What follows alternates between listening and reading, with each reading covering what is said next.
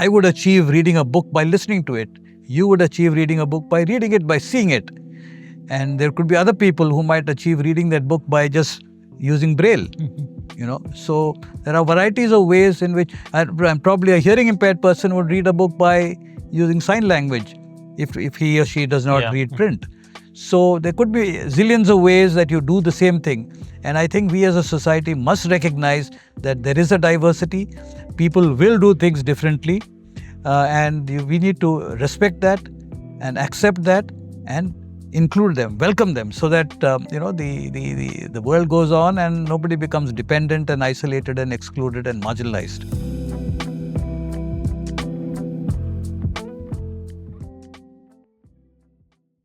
Hello and welcome to the India Autism Center podcast. Coming to you all the way from Goa. We are at the Purple Fest 2025. And I have with me here a very, very special guest, George Ibrahim. Now, I don't even know how to introduce George Ibrahim. He's the founder of iWay, which is doing a lot of work for the blind. He's been the founder of Blind Cricket. He's worked in the ad industry. He's one of India's best orators on issues related to disability. And he's also a mathematician. He actually studied mathematics at St. Stephen's. And I still don't understand how he did that with a visual disability. I've asked him that question multiple times, and I'm obviously going to ask him that question again on this podcast. I don't know whether he'll be able to convince us on how he managed passing through every exam and having a successful career there as well. George, thank you so much for joining us on this podcast at the India Autism Center. Pleasure is mine, Nipun. So, George, you've done a wide variety of things in life, and you were, of course, born way before disability was even legally recognized in India for the first time with the 1995 Act. I don't want to reveal your exact age, but I think it's obvious to the audience that you're almost double my age. So, sorry, I just had to say that because we've known each other for so long that I can take the liberty of pulling your leg like that. No, but right? then before people say that I'm 99 or 95, let me say I was born in 1958. Not too bad, after independence. Okay. Fair enough, yeah. But how was it like being a person with a visual disability in India during that particular period? Well, I would say it was tough. It was difficult because accessibility, inclusion, these were not concepts which people talked about then. But then, I was lucky that I had a family that looked at me as George Abraham and not as a person who is blind or visually impaired. So they kind of pushed me to every opportunity that came my way, and I studied in the mainstream school. Though the doctors had very categorically said, put him in a blind school. There's nothing wrong with a blind school, but I think I was lucky and blessed that I was put in a mainstream system right from the beginning, starting with Lamatnya Girls' School and then going on to Frank Anthony Public School, Tiny Tots, and then I did 9 years at a stretch with the Kendriya Vidyalaya in Hubli in Karnataka. So from where I passed my All India Higher Secondary exam and then joined St. Stephen's for my graduation in mathematics. My parents were very conscious that I developed in an all-round fashion, would encourage me to take part in sports, and believe it or not, in 1975, 76, or say 73, 74, 75, 76, I was the fastest over 100 meters in my school. Wow. And I was a long jumper, but more a sprinter. And I was a good debater in elocution, and then I did reasonably well in academics as well. And my mother and father, they were very keen that I participated in everything so that I would develop various facets of my personality. No, that's fantastic. And I think to develop multiple facets of a personality, it's important to go to a mainstream school. I was lucky to go to a mainstream school as well, where I interacted socially with society in general. But a lot of blind students and even families of the blind, even today, and this is, after India has had so many laws and so many role models with visual disabilities like you, despite that, say that, how will a person with blindness even cope in a normal school? There are a lot of mainstream schools also that even today feel reluctant, and I'm sure through iWay and the other initiatives that you run, you all get these cases of people with visual disabilities being denied admissions into mainstream schools as well. What is the logistic behind... I must just quickly interrupt here and say in the times that I grew up in school, I think my peers, my classmates played a very critical role. They were all very forthcoming. They were supportive. They shared their notes. They were willing to combine studies with me. My teachers were willing to take extra time to kind of explain concepts if I didn't understand it while in the class. They all spoke out whatever they wrote on the board, so that was a great help. And my mother and father, they made sure that I kept pace with the class and kept ahead of the class, in fact, by studying the next lessons, the next day's lessons for the previous day, so that I was well prepared when I walked into the class. So I think people are very conscious, sensitive, and positively inclined to make sure that I was part of the school and I did well and had a happy time there. I used to love playing kabaddi and volleyball and so on as well. But so it was a very healthy kind of support. So it's very important for our audience to know that our classmates, our teachers, our parents have a very critical role to play. But what can a mainstream school today really do to become more accessible to people with visual disabilities? Law mandates it, but it's still not happening, as you and I both know, right? So, I think the primary problem is the mindset, the attitude. I was talking to somebody the other day, and in fact, I was talking to my daughter actually, and she was saying that many of the teachers who come in to teach may not necessarily be interested in teaching, they're just doing it. And so, if there is a child with a difference in the class, it's seen as a burden and a hurdle rather than as an interesting opportunity to innovate and improvise. And a lot of people, to my mind, can be included, especially in today's day and age when technology is also available. Screen readers are available. There's a sign language opportunities available. There are different kinds of study material available. You're using technology to even use PowerPoints and so on. So there are blind students who study at the IIMs and so on, at the law schools, where the professors actually make it a point to kind of be as inclusive as possible. right. Coming back to your own life, and of course, we'll come back to the work that you're doing in helping this particular initiative as well. But you went to St. Stephen's after that, and you decided to study mathematics at St. Stephen's. Yeah. A lot of people with visual disabilities are actually discouraged from studying STEM subjects as well, even today. Yeah. What inspired or motivated you to study mathematics of all things? Let me at the beginning say that I had two choices when I stepped into the university. I had the opportunity of either doing English or doing mathematics. And I chose mathematics for several reasons. Number one, it is a very cerebral subject. It is conceptual. And once you understand the concept, you are able to deal with the subject. So understanding the concepts is very, very critical. And I think I was lucky that I had very good maths teachers when I was growing up in schools. And, they actually could communicate concepts very well orally.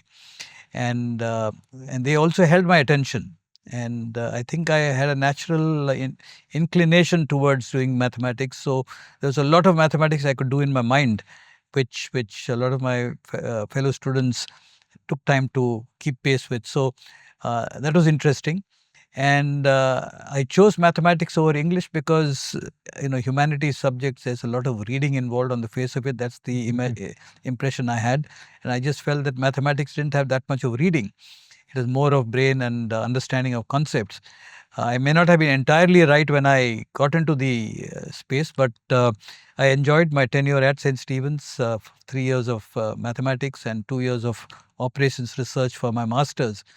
Because concepts, once you understand the concepts, the rest of it is being able to read the questions and being able to think about it and write your answers. Reading and writing could have been a challenge, but the college and my friends did play a role in supporting me there. And I wouldn't say that I was, from a results point of view, brilliant, but I think I was good enough to get the degrees. And mathematics is playing a very, very critical role today in the work I do. You might wonder how. I will answer that question when you ask me that question. I want to ask you that question immediately.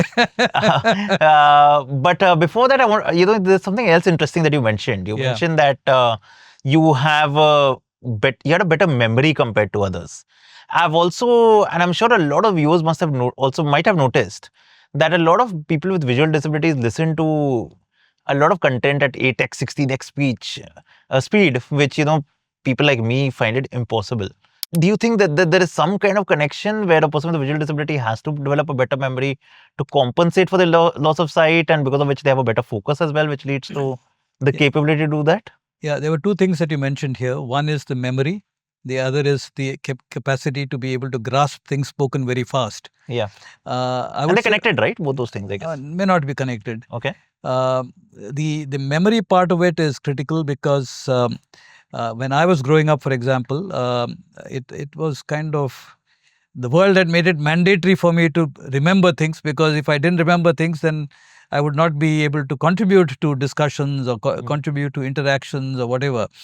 I had to remember things, and I had to remember things hearing them once.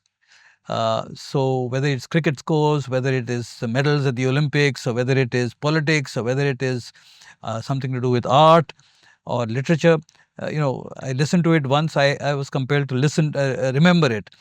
But then with technology coming in today, I'm not very sure whether today's blind people have the same kind of memory, because today, you can, for example, to give you a simple example, there was a time when I could remember more than 500 telephone numbers.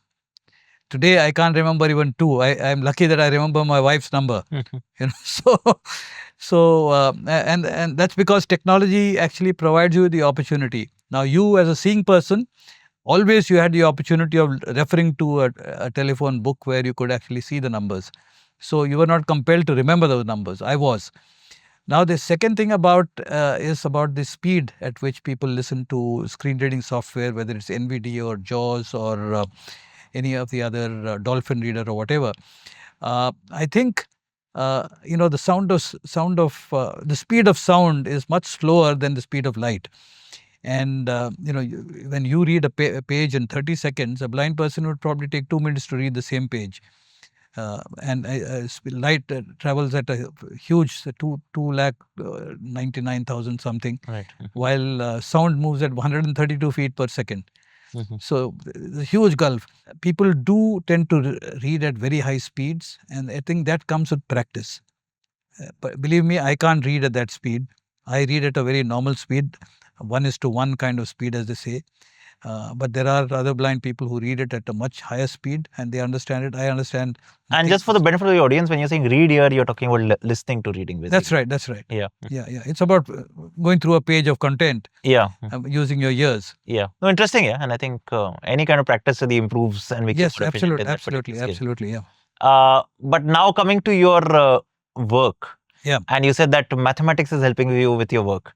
Could you tell us a bit more about what you are doing right now? And I mean, I know what you're doing, but for the benefit of the viewers here, and also how is mathematics really helping you in what you're doing?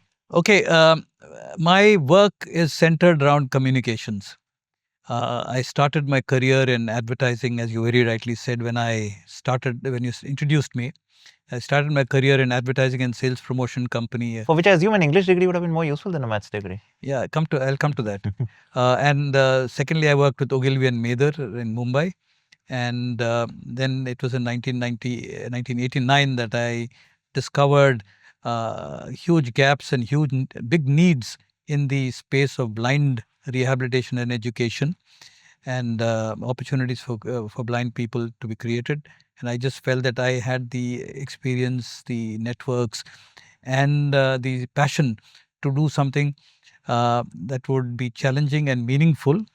I didn't quite, though I had 8 to 9 years of advertising in Delhi and Bombay, Bombay those days, yeah. And I just felt that, life has to be, you're living a life, you're playing your innings, it has to be a meaningful innings, where you're making a contribution to people. As long as you have money to put food on the table and have a roof over your head and meet your small pleasures, I think you don't need that much more money than that. But the content of your work, to my mind, is very critical. And that's how I got into working with the blind in 1989. And then I got into a stage where I met people from across the landscape, people who are in politics, people who are in the corporate world, people who are in education, people who are in rehabilitation, blind people, their families, lawyers, architects. What I realized was the real problem that we face is not our blindness, it is the mindset of people. As if I might use a Hindi phrase, which is my favorite, nazar mein koi issue nahi hai, nazariya mein problem hai. Wow. So the idea is to address that nazariya or the mindset, and that is the origins of Project Highway. It's a knowledge resource on living life with blindness. We disseminate information to people. And while disseminating information, we suddenly realized that people were getting back to us because they wanted more. They wanted clarifications. They wanted situationally specific resolutions. They wanted to ask questions about their own personal issues. And they wanted to bring to us discrimination that was being dealt out to them. So that led us to set up the iWay Help Desk, which is a nationwide help desk taken on the phone. So there is a number which we publicize. If with your permission, maybe I could give that number out. Please go ahead and give it. Yeah, it is 8800004334. So this is the number where people can call up on a weekday, and our counselors will address the question. It could be giving information, it could be clarifying things, or it could be connecting people to resources. There are people who call up and say, I'm blind and I want to write the civil services exams. How do I go about it? So we would connect him to other blind people who have actually done the civil services exam and are working as civil servants today. There are a number of them across the country who are blind, who are IAS officers, IFS officers, or in other central services. Or we connect them with coaching centers where blind people can be coached. We connect them with connect people who need other kind of support to skilling, to education, the various. So we refer people, and so that is another support that we felt was needed. The other thing which we do is advocacy, because there is a lot of discrimination. As they say in Hindi, भेदभाव होता है. So वो भेदभाव को address करने के लिए we do some advocacy, which is interact and engage with the government, engage with law, engage with corporates to try and resolve. Recently there was a Bengali gentleman from Siliguri, I think, who wanted to pursue his bachelor's in business administration, and he didn't have too many resources, and he called us up and we connected him with the Shakuntala Mishra University in Lucknow, where we managed to influence, meaning set him up, and this relevant department kind of took him on, and there's some little more formalities to be completed, but he would be joining them for a full-fledged BBA starting this academic year. So in between he had problems with his accommodation, he had problems with scholarships. So we facilitated all that by connecting him with the relevant resources so that he could benefit from all of it. So that is the advocacy that we do. And then we also work with mainstream audiences. And one of the reasons why I agreed to be on this podcast is I'm sure there would be a lot of mainstream non-blind audiences also listening to this podcast, and they need to recognize the fact that blindness is a problem that restricts people from seeing things, but there are a lot of other ways of actually achieving things. Like for example, as you said earlier, when I was talking about the screen reading software and listening to it at 2.2x speed, I would achieve reading a book by listening to it. You would achieve reading a book by reading it, by seeing it. And there could be other people who might achieve reading that book by just using Braille. So there are varieties of ways in which probably a hearing impaired person would read a book by using sign language if he or she does not read print. So there could be zillions of ways that you do the same thing. And I think we as a society must recognize that there is a diversity. People will do things differently. And we need to respect that and accept that and include them, welcome them, so that the world goes on and nobody becomes dependent and isolated and excluded and marginalized. No, I think that's beautifully put. You mentioned how IWA is also a problem-solving organization where you're getting real-world problems which you're solving for people with visual disabilities, right? Right. What are the most common problems that come up? I mean, have you noticed any cycle where there are certain problems that keep coming up again and again? I think the biggest problem is accessibility, access. And it starts with the UDID card, which is the disability certificates, which very often blind people struggle. They go from pillar to post, and that's primarily because, to start with, the swavalamban.org website, where you go in for to register your application, is not accessible. So you depend on somebody, and many blind people depend on cyber cafes to do that. Cafe operators are very often semi-literate kind of guys. So they would look at your details on paper, they will fill it in, and they might spell your name in 3 different places in 3 different ways. So the form is filled, and as a blind person, you ask them to read out things and give you details. They get impatient and they say, no, everything is okay, don't worry. But the problem arises when you actually go to verify these papers at the CMO's office, Chief Medical Officer's office, when they tell you that your name has been spelled wrongly, or your father's name has been spelled incorrectly, or something else is wrong, something is missing. And then you start going back to a cyber cafe, and there are a number of people, and this is not just isolated cases. There are big percentage of people who actually are struggling to get their UDID cards. There are also cases where there was this chap from somewhere in Uttar Pradesh who came to us. He wanted some material from equipment from Alimco, which is a government outfit. I think they wanted cell phones, accessible cell phones. So he went with this UDID card because that was mandatory. And the officer at the Alimco looked at the card and said, "You claiming that you're blind, but your card says you are deaf and mute." So the mistake was made at the CMO's office, and the blind guy is being could never read it, so he did not know. and he was penalized for it. So he had to go through again the process of kind of cancelling the deaf mute ID card, and then. But fortunately, due credit to the CMO's office that he managed to not lose too much of time. He got his rectified new UDID card, and he was able to access the technology that he wanted. Yeah. But these are issues which the system's inefficiencies and lack of access has created extra trouble beyond the blindness for blind people. So that is one. Number two, the quality of education that blind people get by and large. Now, I might be stoned for saying this, but the quality of education that blind people get across the country do not make them employable. Now, somebody might tell me that the general education also maybe do not make people employable. But the fact of the matter is, blind education and skilling is critical for blind people, and especially when there is a big prejudice against you. When you go for an interview to the private sector, they would expect you to meet certain standards, and if you don't, there are certain threshold problems, like your mobility might be strange, or your ability to work on computers might be not up to scratch.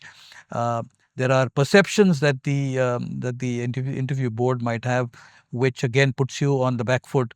And if you're not coached well and you're not prepared well, and that's why I insist that blind people should stop using scribes to write their exams.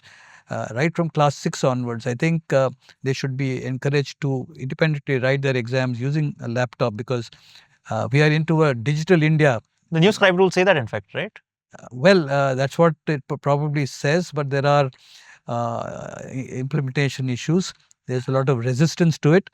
But the fact of the matter, people don't realize it's only for the good of the blind person that if he starts using a laptop to write his exams and do his studies right from class 6, by the time he comes to the master's level or an MBA level, he would be sitting on top of technology, and the digital India will not challenge him. So in short, your message to the blind community is that embrace technology, because it's going to help you. Yeah, and especially in the context of digital India.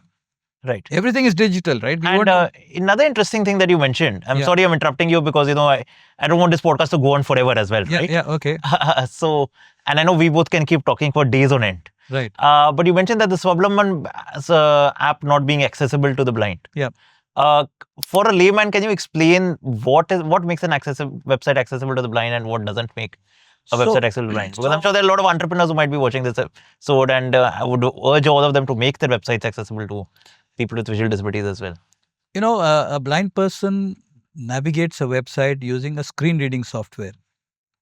Okay, so you don't use the mouse. You tab and use the arrow key, or you use shortcut keys. And it's very important that things are labeled correctly.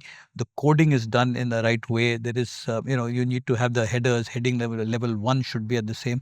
You need to be very careful with your headings and your coding and your labeling and all that. So because then you are able to kind of tab and reach the places.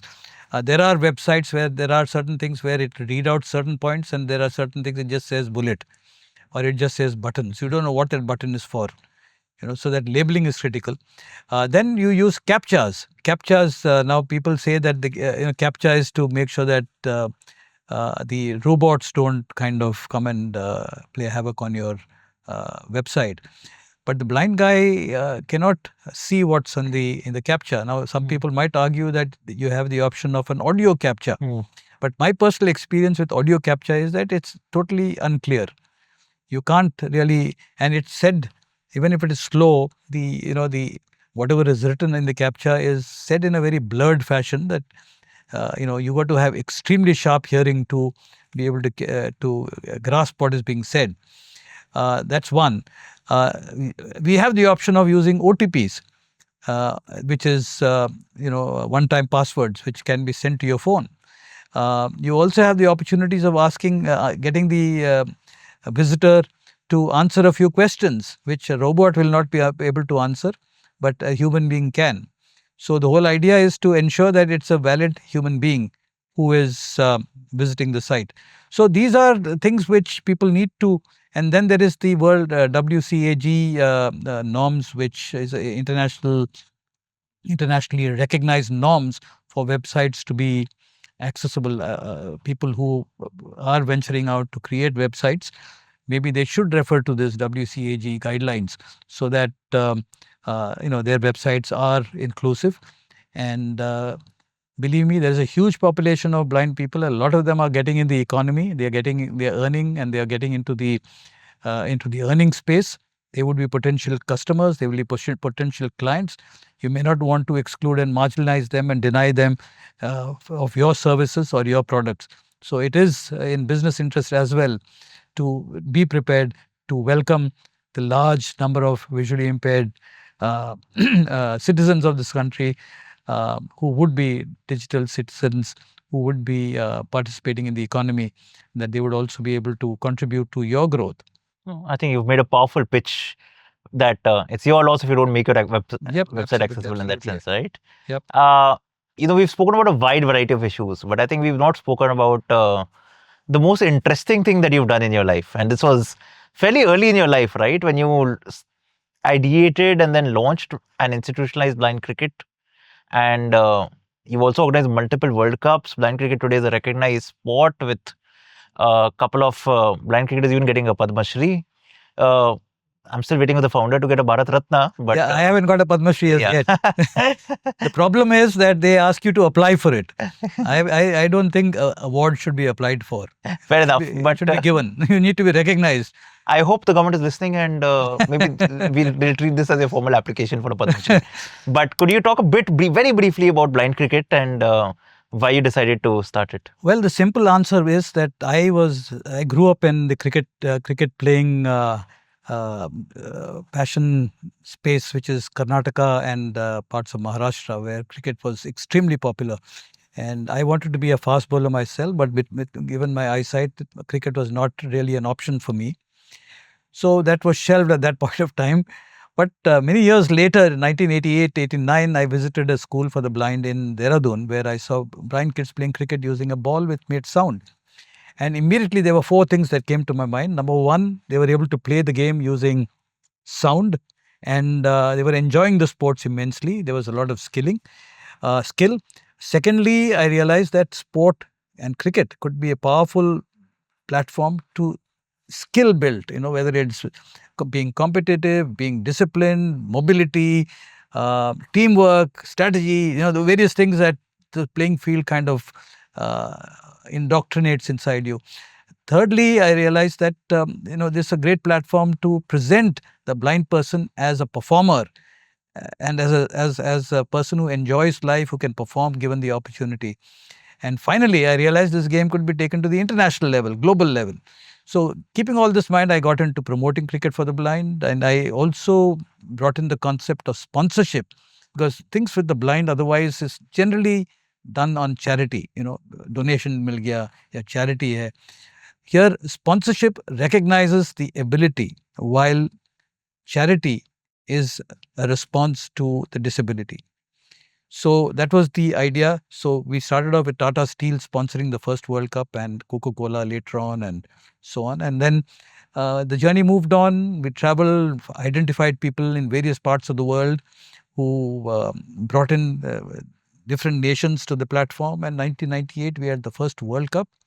And there were 7 countries that participated, including countries like Pakistan and Sri Lanka, India, England, South Africa, New Zealand, Australia. And of course, South Africa won that first World Cup, beating Pakistan in the finals. But I think the fourth World Cup onwards, India started dominating. We should have won the first World Cup. We had probably the best team, but we had a bad day on the semi-finals. But and believe me, blind people are as passionate of the game of cricket as anybody else in India. And it is sad that BCCI is still pussyfooting when it comes to recognizing blind cricket, disability cricket, and embracing it and including it. Because the moment an organization like BCCI starts becoming a stakeholder, I think the game would actually grow rapidly. Many more people who want to play the game will start playing it. Many more people will benefit from it. And I think blindness and disability will get greater visibility. So I think it's very, very critical that actors like BCCI get into the space. Unfortunately, most of them find it difficult to understand. And I think a lot of the money that BCCI makes today, I think blind people, blind followers actually contribute to it, because there are millions of blind people who follow the game. And why do sponsors come? Because millions of people follow the game. Well said. And I think it's, I hope the BCC has this thing, and I hope they start supporting blind cricket as well. Do the Indian and Pakistani blind team shake hands? Well, behind doors probably, but we haven't. After this recent skirmish, I don't think India and Pakistan have played blind cricket matches against each other. It remains to be seen whether they will shake hands. But I think the bosses in both the countries are friends, and they know each other well for many years. So it'll be rather awkward if they refuse to shake hands. Fair enough. George, I know I've already taken a lot of your time, and you're here for the Purple Fest, and you're doing a bunch of things yourself at the Purple Fest as well. So I don't want to take more time. But just to conclude this episode, uh, and there are going to be a lot of people without, non-blind people who are going to be watching this episode as well. What's your message to the wider world on how it can become more inclusive towards persons with visual disabilities? I think there are two things I would like to say. Number one, I think whatever we do, whether I'm an architect, whether I am a software engineer, whether I'm a lawyer, whether I'm a doctor, we need to look at blind and disabled people as people. People who have skills, who have talents, who have aspirations, and and they have to be given the opportunity. Therefore, this understanding needs to be there, so that instead of telling people, look, you are disabled and you will be disabled for life, instead of that being the message, I think they should be saying, okay, you have a disability now on, but life should go on. There are plenty of opportunities there, and maybe give them a number. In the case of a blind person, they can give the number of Highway, and then Highway can then further guide them. So, or they could be referred to an organization working with the blind, probably an organization, if it is a deaf person, probably an organization working with the deaf. Or autism, they could be kind of pointed towards an organization that actually works in the space of autism. That is one. Number two, I think the world needs to realize that people with disability also move around the cities, move around the public spaces, and therefore, and also move around the digital world, and therefore, everything that is created needs to be universally accessible. So I think these are two critical things that I would like to leave behind on the table. Sure. Thank you so much. Thank you for your time, George, and thank you for being so candid as always. It's been really inspiring hearing you, and I'm sure it's going to be inspiring for everybody who's watching this episode as well. Well, thank you, Nirpal. It's always a pleasure talking to you and wish the podcast all the best. Thank you.